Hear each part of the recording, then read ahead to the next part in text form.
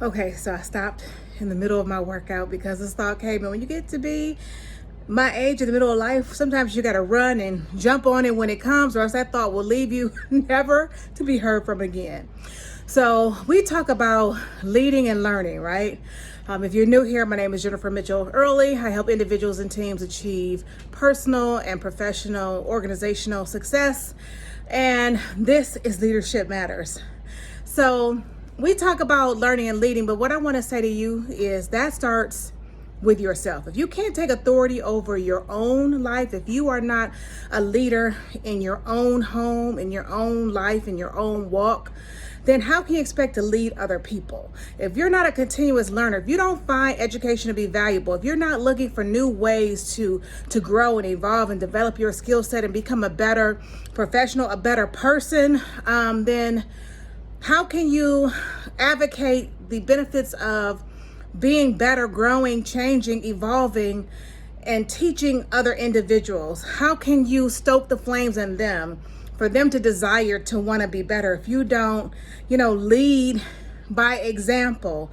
And so today I thought about this. I couldn't wait to get off so I can come down and work out.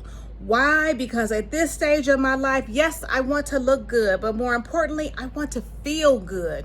And I've gotten to a point where if I don't use it, I just might lose it. And when I say that, yes, knees, I'm talking to you.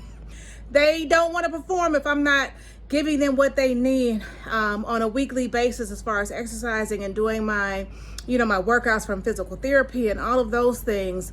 And so it just made me think that we want to be the best that we can be. We talk about self-care and all that, and we talk about leading and learning, and that starts with us. So in order to be a better person, in order to free your mind and escape, the challenges and the obstacles of the day, take a walk, work out, feed yourself the fuel that you need to get through the day, sleep. And for some of us, and I'll speak for me in particular, especially in this stage of life, I'm not guaranteed 8 hours of sleep anymore. And I'm not, a 20 something. I can't run and jump off of 4 and 6 hours of sleep. I need my rest. I need to be able to think. I need to be able to function. What I do, both as a leader and a learning and development consultant, instructional designer, is very, very tedious. I've talked about that before. It takes a lot of, it's like I've heard it, I had a supervisor once upon a time describe an activity like a mental game of, concentration, like on steroids. And that's what I think sometimes what I do is. It's like a game of concentration on steroids. And it's very, very easy to get burnt out doing that kind of work. We have to maintain concentration. Little small details. I may go back to a document multiple times as I see little things. It might be a space, it may be, grammar, or it may be punctuation might be missing, or it may not be aligned exactly the way that it should be so that it's consistent throughout the document. Or maybe use one word here and I decided I want to use another word there, and I want, again, consistency, because that's important in my line of work. If you are looking to be an instructional designer, that's very important. Consistency, aesthetics, how your documents are formatted, if your design is consistent, if it's junky, if it's simple, if it's clear, concise, how much white space you use. All those things matter. But my point is that you may do it one way, and sometimes you may miss something. You have to go back over and over and over and over again. Well, if you're like me, because I want it done right. I want the presentation to be right, and I have standards that go along with my work. I work to a certain level and a certain standard, and that's what I want to give every single time. Again, consistency is key.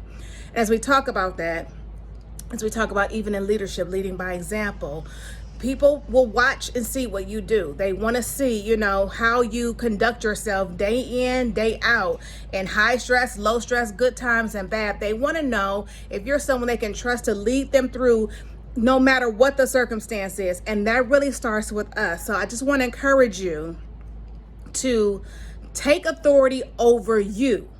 Do the things that you know that you need to do to be at your optimum. Do the things that you know that are going to make you better, to make you be able to enable you to sustain and maintain a certain level of productivity and a certain level of excellence, because that's important. So I just jumped off. I'm going to jump back in here because, again, if you don't use it, you might just lose it. And I think that it's just funny because there was a time where, you work out, you go to the gym, you're cute, but you want to be cute and you have a goal to get into a certain size or a dress or for a certain occasion.